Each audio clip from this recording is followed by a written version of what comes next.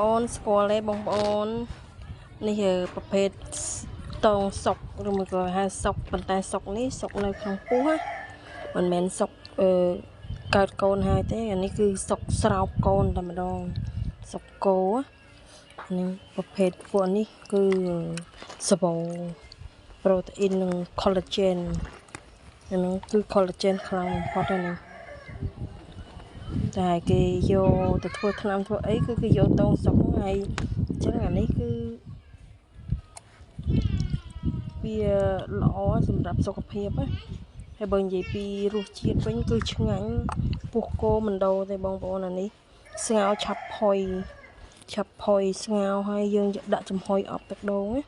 គឺឆ្ងាញ់លេខ1តែម្ដងឆ្ងាញ់ជាងពោះគោឆ្ងាយនេះគ្រាប់ធំថ្ងៃនេះពេញបានល្អម៉ួយទុកឲ្យគ្រាប់ធំអានេះវាស្រោបកូនហ្មងប៉ិនគេវះយកកូនចេញខ្ញុំអត់យកកូនហើយខ្ញុំយកទៅសុកធំហ្នឹងហើយដែលគេល្បីខ្លាំងបើខ្ញុំហូបយូរពេកហើយខ្ញុំហូបអាហ្នឹងអ្នកខ្លះគេក្ពើមប៉ុន្តែมันមានអីគួរក្ពើមផងព្រោះអានេះយកចេញពីក្នុងពោះគោនោះมันតលវាកើតកូនហើយបានយើងយកណា